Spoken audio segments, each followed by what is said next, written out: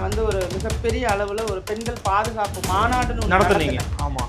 அந்த மாநாட்டோட நோக்கம் என்னென்னா, பெண்கள் பாதிக்கப்பட்டுட்டே இருக்காங்க, இங்கே நீங்கள் விளம்பரம் தேடிக்கிட்டு விளம்பர மாடல் ஆட்சி நடத்திட்டு இருக்கீங்க அப்படிங்கிறத மையமாக வச்சு தான் நடக்கும். அது முடிந்த பிறகு இந்த 10 நாளைக்குள்ளே பார்த்தீங்கன்னா, அப்போவே அந்த 2 வயசு குழந்தைய ஒரு திமுக நிர்வாகி வந்து பாலியல் வன்கொடுமை செய்து அந்த குழந்தை இறந்துட்டு அப்படிங்கிற செய்தியிலேயே அந்த கோவமே எங்களுக்கு அந்த சமயத்தில் இருந்தது. பெண் பிள்ளையை வெளியில் விடுறதுக்கே ஒரு பயப்படக்கூடிய ஒரு ஆட்சின்னா இந்த ஆட்சியை தான் நம்ம ஒரு மோசமான ஆட்சி சொல்லலாம்.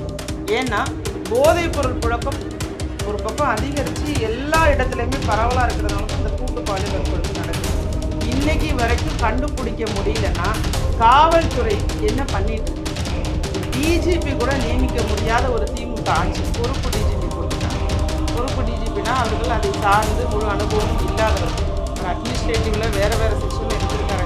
ஒரு டிஜிபி இருப்பதற்கான அனுபவம் கிடையாது. தன்னுடைய கை பாவையாக தன்னுடைய கைக்குள்ள வச்சுக்கணும் அப்படிங்கிறத மட்டுமே திமுக நினைக்கிறதே தவிர, இங்க மக்கள் பாதுகாப்பா இருக்கணும், சட்ட ஒழுங்கு சரியா இருக்கணும், பெண் குழந்தைகளுக்கு பெண்களுக்கும் பாதுகாப்பு இருக்கணும்னு நினைக்கல. அப்படி நினைச்சிருந்தா நீங்க சொல்வது போல தயார் நிலையில தகுதி வாய்ந்தவர்கள் இருக்கும்போது அவர்களுக்கு அந்த வாய்ப்பை கொடுக்காம உங்க கைக்குள்ள யாரை பிடிக்குமோ அது மாதிரி யாரையோ செலக்ட் பண்ணி வச்சுக்கிற மாதிரி வச்சுக்கிட்டாங்க. அநியாயத்துலேயும் அநியாயம். வழக்குகள் நிலுவையில் இருக்கிறதுனால இங்கே தண்டனைக்கு வந்து நாளாகுது, தண்டனை கிடைக்கிறது இல்லை, குற்றவாளி சுதந்திரமாக இருக்கும். அப்போ குற்றவாளி சுதந்திரமாக சுற்றி திரியும் போது எப்படி மற்றவெல்லாம் வந்து திருந்துவான்?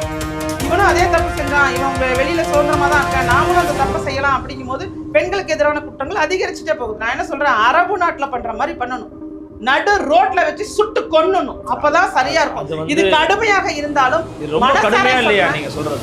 இல்ல, இப்ப பேசவே அனுமதிக்கல நினைக்கிறேன். தெரிஞ்சு உங்களுக்கு கொஞ்சம் உடம்பு முடியலன்னு சொல்றீங்க, இருந்தாலும் அவங்க பேச அனுமதிக்கல. உங்களை பேச அனுமதிக்கலன்னா அதை பேச நான் ஏதாவது பேசிட்டா அவங்களுக்கு வேலை போயிடுமோங்கிற அளவுக்கு பயப்படுறாங்க.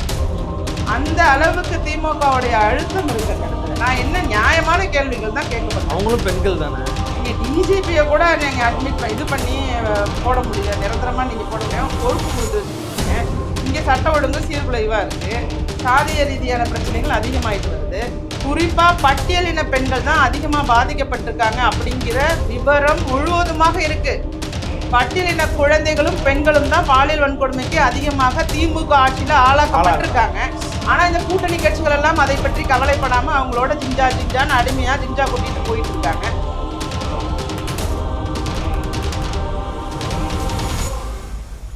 நிம்மதி ப்ராப்பர்ட்டி மேனேஜ்மெண்ட். கான்டாக்ட் 7667008999. நலம் தரும் நல்லார் சித்த மருத்துவமனை. இதய நோய், சர்க்கரை நோய், பக்கவாதம், சிறுநீரக பிரச்சனை, தண்டுவடம் மற்றும் மூட்டு பிரச்சனைகளுக்கு மிகச்சிறந்த மருத்துவமனை. கிருஷ்ணகிரி, சென்னை மற்றும் மதுரை. தொடர்புக்கு 8807666117 மற்றும் 8807666618. ஃபோர்த் எஸ்டேட் தமிழ் நேயர்களுக்கு அருள்மொழிவர்மனின் அன்பார்ந்த வணக்கங்கள். இது உங்கள் ஃபோர்த் எஸ்டேட் தமிழ் வழங்கும் பெருதனும் பெருதுகள் நிகழ்ச்சி. இன்றைக்கு நம்மோடு மீண்டும் இணைகிறார் அனைத்து மக்கள் அரசியல் கட்சியின் தலைவர் மரியாதைக்குரிய திருமிகு ராஜேஸ்வரி பிரியா அவர்கள். ஒரு சிறப்பு நேர்காணல். வணக்கம். வணக்கம். எப்படி இருக்கீங்க? நல்லா இருக்கேன். ஆனால் நாடு நல்லா இல்லை. ரொம்ப குறிப்பாக நீங்கள் ஒரு விஷயத்தை வந்து பண்ணியிருக்கிறீங்க, அது ரொம்ப பரபரப்பாக எல்லாராலையும் பகிரப்பட்டுச்சு. நாங்களுமே கூட அதை பார்த்து எங்களுடைய தொலைக்காட்சி எங்களுடைய ஊடகத்தில் நாங்கள் அதை போட்டிருந்தோம். என்ன ஒரு திடீர்னு ஒரு முற்றுகை போராட்டத்தை அறிவிச்சிங்க, உங்க மேல அவ்வளவு ஒரு காவல்தனுடைய ஒடுக்குமுறையை வந்து பண்ணதை பார்க்க முடிஞ்சது. என்ன நடந்துச்சு முதல்ல அதுல இருந்து துவங்கிடலாம். எதுக்காக அந்த முற்றுகை போராட்டம், என்ன காரணம், என்ன நடந்துச்சு உங்களுக்கு முதல்ல?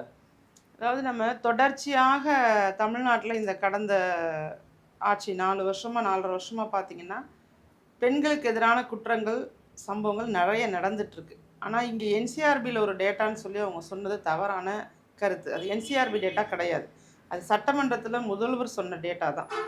22 விட 24 எவ்வளோ குற்றம் அதிகரிச்சிருக்குங்கிறது அப்படிங்கிறதெல்லாம் என்சிஆர்பியில் உண்மையாக பார்த்தா குற்றங்கள் பல மடங்கு அதிகரிச்சிருக்கு. குறிப்பாக பெண் குழந்தைகளுக்கு எதிரான குற்றங்கள் அதிகமாயிருக்கு. இதை தடுக்க தவறிய திமுக அரசை வந்து நாங்களும் பல இடத்துல கண்டிச்சுட்டே இருக்கோம். போன 27ஆம் தேதி பிப்ரவரி 27ஆம் தேதி கூட நான் வந்து ஒரு மிகப்பெரிய அளவில் ஒரு பெண்கள் பாதுகாப்பு மாநாடுன்னு நடத்துனீங்க. ஆமாம். அந்த மாநாட்டோட நோக்கம் என்னன்னா, பெண்கள் பாதிக்கப்பட்டுட்டே இருக்காங்க, இங்கே நீங்கள் விளம்பரம் தேடிக்கிட்டு விளம்பர மாடல் ஆட்சி நடத்திட்டு இருக்கீங்க அப்படிங்கிறத மையமாக வச்சு தான் நடத்துகிறேன். அது முடிந்த பிறகு இந்த 10 நாளைக்குள்ளே பார்த்தீங்கன்னா அப்போவே அந்த 2 வயசு குழந்தைய ஒரு திமுக நிர்வாகி வந்து பாலியல் வன்கொடுமை செய்து அந்த குழந்தை இறந்துட்டு அப்படிங்கிற செய்தியிலேயே அந்த கோவமே எங்களுக்கு அந்த சமயத்தில் இருந்தது. இப்போ தொடர்ச்சியாக மதுராந்தகத்தில் 14 வயசு சிறுமி வந்து பாலியல் வன்கொடுமைக்கு ஆளாக்கப்பட்டுட்டு அது முடிஞ்சு ஒரே நாளில் பார்த்தா தூத்துக்குடி விளாத்திக்குளம் பக்கத்தில் +2 மாணவி இயற்கை உபாதைக்காக பின்னாடி தன்னுடைய வீட்டுக்கு பின்னாடி ஒரு சிறிய கிராமம், அந்த கிராமத்தில் எவ்வளோ பேர் இருப்பாங்க, எவ்வளோ குடும்பங்கள் இருக்கும், அங்கே ஆள் நடமாட்டம்லாம் நல்லா தெரியும், எல்லார் முகமும் தெரிஞ்ச ஒரு கிராமமாக இருக்கும். அந்த இடத்துல ஒரு குழந்தை +2 படிக்கிறது குழந்தை தான் நமக்கு, அந்த பிள்ளைய வந்து எக்ஸாம் முடிச்சுட்டு வீட்டுக்கு வந்து ரெஸ்ட் ரூம் போயிருக்கு, அவ்வளோதான். அதை வந்து இப்படி ஒரு சீரழிவுக்கு ஆளாக்கி அதை வெட்டி கண்டந்துண்டமாக்கி இதை பேசக்கூட முடியல. நமக்கு துக்கம் தொண்டை அடைக்குது. நிச்சயமாக எல்லா தாய்மார்களுக்குமே இந்த சம்பவத்தை பார்க்கும்போது ஒரு அச்ச உணர்வும் பயமும், பெண் பிள்ளைகளை பெற்றுட்டோமே, எப்படி இங்கே வச்சு நம்ம காப்பாற்ற போகிறோம், எப்படி அவங்கள பார்த்துக்க போகிறோங்கிற ஒரு எண்ணமும் வேற எதுவுமே யாருக்குமே ஓடலை. மனம் முழுவதுமே கல்லூரிக்கு போனால் கல்லூரி போயிட்டு வீட்டுக்கு வர வரைக்கும் ஐயோ எப்படி பிள்ளை வந்துருமா, பள்ளிக்கு போனால் பிள்ளை வீட்டுக்கு வந்துருமா, அல்லது வெளியில் எங்கேயாவது போனாலும் பெண் பிள்ளையை வெளியில் விடுறதுக்கே ஒரு பயப்படக்கூடிய ஒரு ஆட்சின்னா இந்த ஆட்சியை தான் நம்ம ஒரு மோசமான ஆட்சின்னு சொல்லலாம். ஏன்னா போதைப் பொருள் புழக்கம் ஒரு பக்கம் அதிகரித்து எல்லா இடத்துலையுமே பரவலாக இருக்கிறதுனால தான் இந்த கூட்டு பாலியல் வன்கொடுமை நடக்குது. இந்த பிரதீபாங்கிற +2 படிக்கிற குழந்தைய வந்து இவனுங்க என்ன பண்ணானுங்க, யார் பண்ணா அப்படிங்கிறத கிட்டத்தட்ட 6 நாட்கள் ஆக போகுது. இன்னைக்கு வரைக்கும் கண்டுபிடிக்க முடியலன்னா காவல்துறை என்ன பண்ணிட்டு இருக்கு? ஒரு டிஜிபி கூட நியமிக்க முடியாத ஒரு திமுக ஆட்சி பொறுப்பு டிஜிபி போட்டிருக்காங்க. பொறுப்பு டிஜிபினா அவர்கள் அதை சார்ந்து முழு அனுபவம் இல்லாதவர்கள். அவர் அட்மினிஸ்ட்ரேட்டிவ்ல வேற செக்ஷன்ல இருந்திருக்காரே தவிர அவர் டிஜிபியா இருப்பதற்கான அனுபவமே கிடையாது. டிஜிபியா போறதுக்கு ஆட்கள் இருந்தும் போடாம இருக்காங்க, இருந்தும் போடாம இருக்கிறது அப்படிங்கிறது தன்னுடைய கை பாவையாக தன்னுடைய கைக்குள்ள வச்சுக்கணும் அப்படிங்கிறத மட்டுமே திமுக நினைக்குதே தவிர இங்க மக்கள் பாதுகாப்பா இருக்கணும், சட்ட ஒழுங்கு சரியா இருக்கணும், பெண் குழந்தைகளுக்கு பெண்களுக்கும் பாதுகாப்பு இருக்கணும்னு நினைக்கல. அப்படி நினைச்சிருந்தா நீங்க சொல்வது போல தயார் நிலையில தகுதி வாய்ந்தவர்கள் இருக்கும்போது அவர்களுக்கு அந்த வாய்ப்பை கொடுக்காம இவங்க கைக்குள்ள யாரை பிடிக்குமோ அது மாதிரி யாரையோ செலக்ட் பண்ணி வச்சுக்கிற மாதிரி வச்சுருக்காங்க. இது அநியாயத்துலேயும் அநியாயம். கேடுகட்ட ஆட்சின்னு தான் சொல்லணும், வேறு எப்படி சொல்ல முடியும்?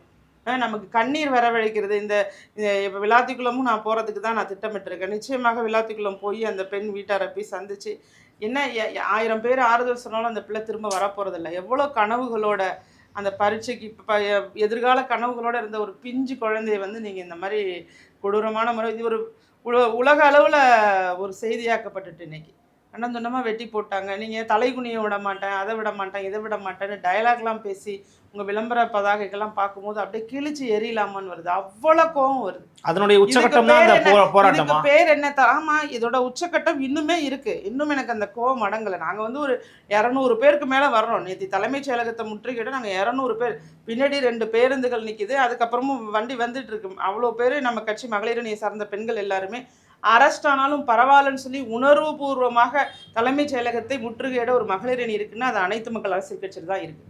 உண்மையாகவே நானே வியந்து போகிறேன். நானும் அரசியலில் 10 ஆண்டுகளாக இருக்கேன். ஆனால் தற்போது இந்த பெண்கள் இடத்துல அரசியலை நான் கொண்டு சேர்க்க முயற்சி பண்ணிட்டு இருக்கேன். அந்த முயற்சி முழுமையாக வெற்றி பெறுது. நான் பெண்கள் மத்தியில் சொன்னேன், இந்த மாதிரி ஒரு பெண்ணுக்கு எதிரான இந்த குழந்தைகளுக்கு எதிரான சம்பவம் நடக்குது, நான் தலைமைச் செயலகத்தை முற்றுகையிட போகிறேன், யார் யார் வரீங்கன்னு போட்டி போட்டுட்டு வந்த பெண்கள். அந்த பெண்களை தடுத்து நிறுத்தி அந்த வாகனத்திலே வச்சு கைது செய்து போலீஸ் குவார்ட்டர்ஸ் கொண்டித்தோப்பா அந்த இடத்துல வந்து போலீஸ் குவார்ட்டர்ஸ்ல முழக்கமோட கூட அனுமதி கொடுக்கல. உங்களை ரொம்ப மிஸ்ஹேண்டில் பண்ண மாதிரி கூட அனுமதி கொடுக்கல. நான் என்ன சொன்னேன்னா, நான் நடந்து போறேங்க, இவங்க நாங்க எந்த பப்ளிக் நியூசன்ஸ் கொடுக்க மாட்டோம், நாங்க வேற எதுவும் கையில எதுவும் ஆயுதங்கள் எதுவும் வச்சிருக்க போறது இல்லை, நான் குற்றவாளி கிடையாது, போராளியாக ஒரு பெண் குழந்தை இந்த 12ஆவது படிக்கிற பிள்ளைக்கு என்ன நியாயம் இருக்குது, நீங்கள் இத்தனை நாளாக கண்டுபிடிக்கலங்கிற கோபத்தோடு வந்திருக்கேன். நீங்கள் சட்டத்தை சரியாக நீங்கள் வந்து உங்களோட காவல்துறை சரியாக இல்லை அப்படிங்கும் போது என்னாலையும் சரியான முறையில் அனுமதி வாங்கிலாம் பண்ண முடியாது. எனக்கும் மனசாட்சி கொடுத்துருக்க மாட்டாங்க, எனக்கு தெரிஞ்சு கொடுத்துருக்க மாட்டாங்க. நான் சொன்னேன் அப்படி நான் அமைதியான முறையில் நடந்து போகிறேன், இவங்கெல்லாம் வெளியில் இருக்கட்டும், நான் உள்ளே போய் முதல்வர்கிட்ட 2 கேள்வி கேட்டுட்டு வந்துடுறேன் அப்படின்னு தான் நான் நினச்சேன். ஏன்னா எனக்கு அவ்வளோ கோபம் இருக்குது. நீங்கள் இந்த ஒரு பக்கம் ரீல்ஸ் போடுறதும் டைவர்ஷனுக்காக பல விஷயங்களை பண்ணுறதும், நீங்கள் வேற ஸ்டாண்ட் எடுத்து மக்களை எப்படி ஏமாற்றலாம், காலையில் எழுந்திரிச்சா யார் அக்கௌண்ட்டில் என்ன போட்டு கரெக்ட் பண்ணலாம், என்ன ஒரு மட்டமான மனநிலை இது? மக்களை என்ன நினச்சிக்கிட்டு நீங்கள் நினைக்கிறீங்க? 5000க்கும் 2000க்கும் 6000க்கும் ஏங்கிட்டு இருக்கக்கூடிய ஒரு கூட்டம் நினைக்கிறீங்களா?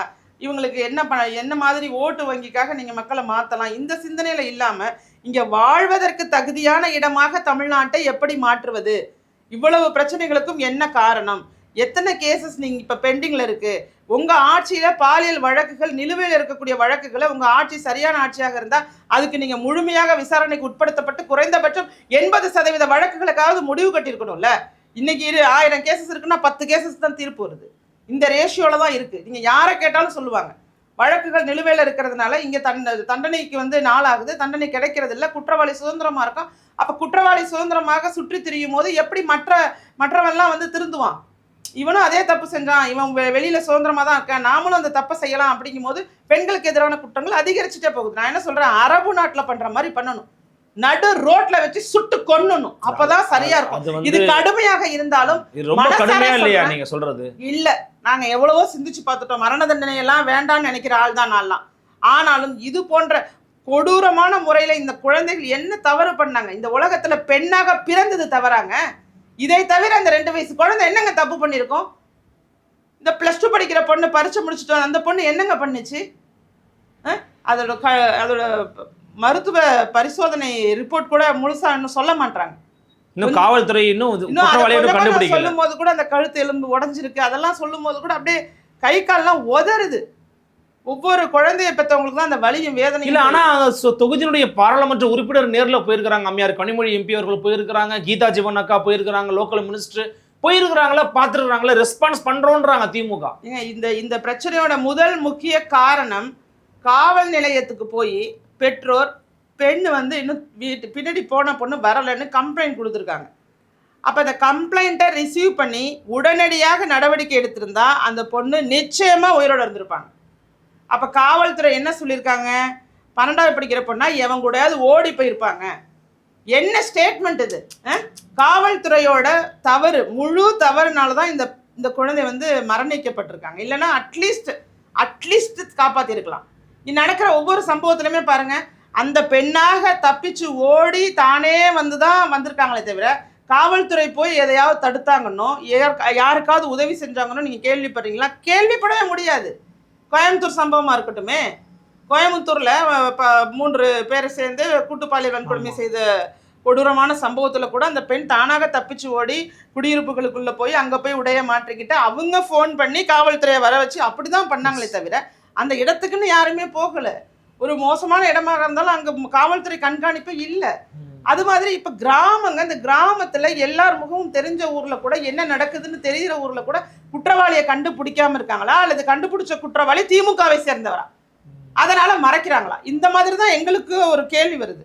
என்ன இதுல நான் கேட்கறதுல எல்லா திமுக சொல்ற முடியுமாக்கா? நீங்க அப்படி சந்தேகம் வருதுன்னு சொல்றதுக்கு என்ன காரணம்? சந்தேகம் வருதுன்னா ஏன் நீங்க ஒரு சிட்டினா கூட இதுல வந்து பலதரப்பட்ட மக்கள் இருக்காங்க, பலதரப்பட்ட முகங்கள் இருக்காங்க, இதுல தேடுவதற்கு டைம் எடுத்துக்கிறீங்கன்னா ஒரு டைம் எடுத்துக்கிறீங்கன்னா அதுல ஒரு கொஞ்சம் வேலிட் பாயிண்ட் இருக்கும். ஆனா ஒரு கிராமம், ஒரு சிறிய கிராமத்துக்குள்ள நீங்க இந்த அளவுக்கு வந்து 6 நாளா ஒரு குற்றவாளியை தெரியல, ஒரு +2 மாணவனை விசாரிக்கிறேன், அது பண்றது, நீங்க யாரோ ஒரு நிரபராதியை குற்றவாளியாக சித்தரிப்பதற்கான கால அவகாசமா தான் நான் பாக்குறேன்.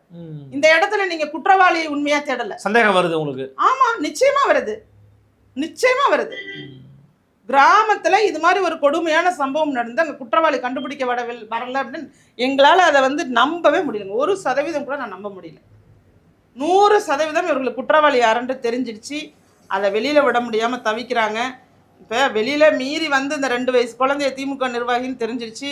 அதுக்கு முன்னதாக உதயநிதி இளைஞரணியில் உள்ள தஞ்சாவூர்ல ஒரு இளைஞரணி சேர்ந்த நிர்வாகி ஒரு 22 வயசு பொண்ணை கொடூரமான முறையில் கற்பிடிச்சார். இது எல்லாமே திமுக நிர்வாகின்னு பல பாலியல் வன்கொடுமைகள் இந்த லிஸ்ட்லேயே இருக்காங்க. ஒருவேளை தேர்தல் நெருங்கிறதுனால இந்த லிஸ்ட்டும் அந்த லிஸ்டா இருக்கும், அதனால் இதை வெளியில சொல்லாமல் இருக்காங்களோங்கிற ஒரு பயம் இருக்கு. என்னுடைய இது என்னன்னா, ஒரு நிரபராதியை போய் இவங்க குற்றவாளியா மாத்திருவாங்களோங்கிற எண்ணம் வந்து இன்னும் ஒரு மோசமான பயப்படுது. எதிர்கட்சிகள் வந்து பாத்தீங்கன்னா, குறிப்பாக எடப்பாடி கே பழனிசாமி அவர்கள் தொடர்ச்சியான போராட்டங்கள் நடத்த போறதுக்கான அறிவிப்புகள் கொடுத்துருக்காங்க. ஒவ்வொரு மாவட்ட தலைவர்களையும் இப்போ வந்து யாரா தலைவர்கள் போராட்டம் அறிவிச்சிருக்கிறாங்க. அரசுக்கும் ஒரு கோரிக்கையும் பல விஷயங்கள் வச்சிருக்கிறாங்க. எப்படி பாக்குறீங்க எதிர்கட்சியின் செயல்பாடு எப்படி இருக்கிறது இந்த விவகாரத்துல? இல்லை, எதிர்கட்சியின் செயல்பாடு நல்லா இருக்கிறது அப்படிங்கிறது எல்லாருக்குமே தெரியுங்க. இந்த அளவுக்கு எல்லா இடத்துலையும் பல விஷயத்தை வந்து முன்கூட்டியே கூட நிறைய சொல்றாங்க. ஆனால் காதுல வாங்குறது இல்லையே. இப்போ கள்ளச்சாராய விஷயத்தை கூட சட்டமன்றத்தில் அதிமுகவுடைய சட்டமன்ற உறுப்பினர் திரு செந்தில் அவர்கள் இந்த மாதிரி நீங்க வந்து கண்டிப்பாக முன்கூட்டியே பாருங்கலாம் சொல்லியிருந்தாரு. கண்டிப்பாக மரணம் நடக்க போகுதுங்கிறத முன்கூட்டியே சொன்னாரு, தீர்மானம் நிறைவேற்றினார். இங்க இவங்க யாருக்குமே அது செவியிலே விழுகலை. ஏன்னா எல்லாம் உடந்தையா இருக்கிறது, குற்றங்களுக்கெல்லாம் திமுக உடந்தையா இருக்கிறதுனால எதிர்க்கட்சியுடைய செயல்பாடு கரெக்டா இருக்கு. ஃபுல்லாக அவங்க என்ன அளவுக்கு வந்து மக்களின் குரலாக ஒழிக்க முடியுமோ அந்த அளவுக்கு மக்களோட குரலாகும். அதை தாண்டி ஏற்கனவே ஆட்சியில் இருந்த கேப்பபிலிட்டி உள்ள ஒரு லீடராகவும் என்ன பண்ண முடியுமோ அத்தனையும் பண்ணுறாரு. அத்தனையும் பண்ணும்போது இது மாதிரியான குற்றங்கள்லாம் நடக்கும். ஏன்னா தொடர்ச்சியாக போதைப் பொருளை ஒழிக்கணுங்கிறத கோரிக்கையாக எதிர்க்கட்சி தலைவர் மாண்புமிகு திரு எடப்பாடி கே பழனிசாமி அவர்கள் தொடர்ச்சியாக சொல்லிட்டு வராங்க. போதைப் பொருள் புழக்கத்தோடைய எண்ணிக்கை நாளுக்கு நாள் அதிகமாக இருக்குது. அதே போலீஸ் சொன்ன அன்னைக்கு அந்த உள்துறை செயலர் சொன்ன ரிப்போர்ட்டில் கூட போதைப் பொருள் வழக்குகள் அதிகமாக இருக்குங்கிறது தான் உண்மையான விஷயம். பட் போன ஆட்சி இந்த ஆட்சி ஒப்பிட்டு பேசுகிறாங்கல்ல, அதிகாரிகளை அமர வைத்து போன ஆட்சியில் இவ்வளவு கொலை, இந்த ஆட்சியில் இவ்வளவு கொலை, போன ஆட்சியில் இவ்வளவு தப்பு, இந்த ஆட்சியில் இவ்வளவு தப்பு, இப்படி பேசுகிறாங்களா? அது உங்களுக்கு எப்படி இருக்குது? கேவலமாக இருக்குது, உண்மையாகவே கேவலமாக இருக்குது. ஒரு அரசு அதிகாரியுடைய வேலை அது. ஒரு அரசு அதிகாரி பொய்யா பேசுறாங்கன்னு சொல்றாங்க. ஒரு திமுகவோட கட்சிக்காரனாக மாறி பேசுறது நியாயமா? என் மேல வழக்கு விழுந்தா கூட பரவாயில்ல தம்பி. உங்களுடைய கணக்கு வந்து இந்த ஆட்சி அந்த ஆட்சின்னு பேசுறதுக்கே உங்களுக்கு எந்த விதமான அந்த மாதிரி மெத்தட்லயே நீங்க பேசக்கூடாது. நீங்க அரசு அதிகாரி. நீங்க எப்ப நீங்க திமுக கார கரவேட்டி கட்டின திமுக காரரா மாறினீங்க? எப்ப மாறினீங்க? ஏன் இந்த மாதிரி பேசணும்? அப்போ அந்த அளவுக்கு உங்களுக்கு வந்து அழுத்தம் இருக்கா? அந்த அளவுக்கு உங்களுக்கு கீ கொடுத்து என்ன சொல்ல சொன்னாலும் சொல்கிற லெவலுக்கு இருக்கீங்கன்னா இண்டிபெண்டன்ஸ் இல்லாமல் காவல்துறை இருக்குது, அப்படி எடுத்துக்கலாமா? கைப்பாவையாக இருக்கீங்க. இன்னும் சொல்லப்போனால் ஆளுங்கட்சியோட கொத்தடிமையாக இருக்கீங்கன்னு சொல்லலாமா? ஏற்றுக்கிறாங்க, மாற்று கருத்தெல்லாம் சொல்லலை, காவலர்கள் ஏற்றுக்கிறாங்க. ஏன்னா அந்த அளவுக்கு அழுத்தம் இருக்குது, அந்த அளவுக்கான அழுத்தம் அங்கே இருக்குது. இதை இப்படி சொல்கிறாங்களா? இவங்களை விட்டு சொல்ல சொல்லலாம். இன்னும் இந்த பெண்களுக்கு எதிரான கொடுமைக்கு கோயம்புத்தூர் சம்பவத்தில் அந்த பெண்ணை அந்த காதலன் வந்து திருமணம் செய்து கொள்றேன்னு சொல்லிட்டானா. இதை ஒரு செய்தியாக ஊடகங்களில் பரப்புனாங்க பாருங்க. அதை விட ஒரு மோசமான செயல் வந்து எதுவுமே இருக்க முடியாது தம்பி. திமுகவுடைய மோசமான செயல்ல பெண்களுக்கு எதிரான ஒன்றில் அதுவும் ஒன்று. அப்ப திமுக என்ன சொல்றாங்கன்னா, பெண்களை சீரழிக்கலாம், அந்த சீரழிச்ச பெண்ணை யாராவது வந்து கல்யாணம் பண்ணிக்குவாங்க, அதை செய்தியா காட்டுறீங்களா? நான் கேட்குறேன். ஒரு பெண்ணை சீரழிச்சிட்டாங்க, அதுக்கு பிறகு நடக்கிற சம்பவங்களை ஒன்றும் உங்களை படம் பிடிச்சோ உங்களை செய்தியாவோ காட்ட சொல்லலை.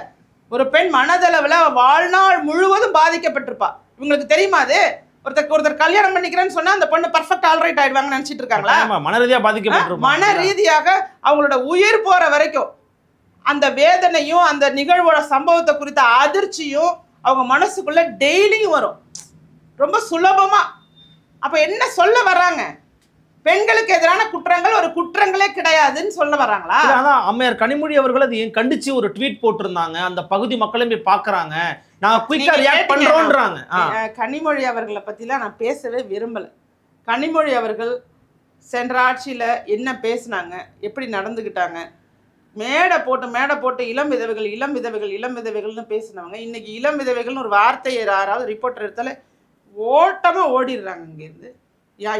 அவங்களுக்கு என்ன ரெஸ்பான்சிபிலிட்டி இருக்குது? அவங்க அப்படியே திமுகவுக்கு ஓட்டு போட வைக்கணும் மக்களை, அவ்வளவுதாங்கிற கான்செப்டை தாண்டி மக்கள் மீது என்ன உணர்வு இருக்கு? நேற்று எல்லாருமே, நானே நினைச்சு கூட பார்க்கல, சமூக வலைத்தளத்துல கிட்டத்தட்ட 40 லட்சம் பேர் 50 லட்சம் பேர் நான் கைதான விஷயத்தை தெரிஞ்சிருக்காங்கிறது உண்மையாகவே வைரலா வந்து அந்த வீடியோ வைரலா தமிழ்நாட்டுல ஒரு மிகப்பெரிய ஒரு மக்கள் வந்து ஆர்வத்தோடையும் நாட்டை பத்தி நேசிக்க தொடங்கிட்டாங்கிறத நான் பார்க்குறேன்.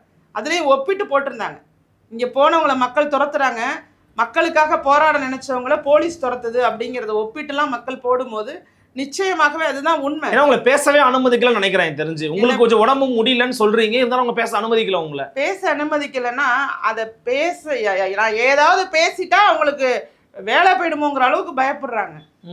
அந்த அளவுக்கு திமுகவுடைய அழுத்தம் இருக்கு அந்த இடத்துல. நான் என்ன நியாயமான கேள்விகள் தான் கேட்கப்படுறேன். அவங்களும் பெண்கள் தானே.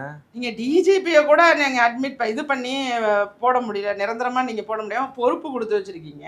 இங்க சட்ட ஒழுங்கு சீர்குலைவா இருக்கு, சாதிய ரீதியான பிரச்சனைகள் அதிகமாயிட்டு வருது, குறிப்பா பட்டியலின பெண்கள் தான் அதிகமா பாதிக்கப்பட்டிருக்காங்க அப்படிங்கிற விவரம் முழுவதுமாக இருக்கு. பட்டியலின குழந்தைகளும் பெண்களும் தான் பாலியல் வன்கொடுமைக்கு அதிகமாக திமுக ஆட்சியில ஆளாக்கப்பட்டிருக்காங்க. ஆனா இந்த கூட்டணி கட்சிகள் எல்லாம் அதை பற்றி கவலைப்படாம அவங்களோட ஜிங்ஜான்னு அடிமையா ஜிங்ஜா கொட்டிட்டு போயிட்டு இருக்காங்க.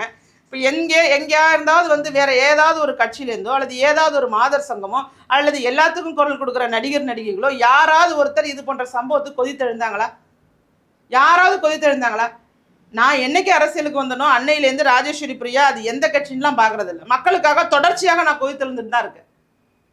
எனக்கு பதவி அது இதெல்லாம் அடுத்த விஷயம். நான் மக்களுக்காக பணியாற்ற வந்திருக்கேன். மக்களுக்காக என்னுடைய ஆயுள் இருக்கும் மாதிரி அவங்களுக்காக நான் என்னுடைய நேத்தையே பாருங்களேன், உண்மையாகவே எனக்கு ஒரு விபத்தில் கால் வந்து சரியில்லை அப்படிங்கிறத சொல்லும் போது கூட அவங்க கொஞ்சம் கூட மனசாட்சி இல்லாமல் 4 போலீஸ் சேர்ந்து தள்ளுறாங்க. அதுலேயும் ஒரு அம்மா இந்த என்னோட இடது நேத்திலாம் இந்த இடது பக்கத்தில் அப்படியே வீக்கமே குறையலை, இரவு முழுவதும் தூங்க முடியலை. ஏன்னா அவங்க அப்படியே சாஞ்சு அப்படியே தள்ளுறது ரொம்ப சரியான வலி. நேரம் ஆக ஆக வலிக்க ஆரம்பிச்சிட்டு பாருங்க, தாங்கி கொள்ள முடியாத வலி. பட் அந்த வலியை நான் மக்களுக்காக ஏற்றுக்கலாம், அது ஒன்றும் தவறு இல்லை.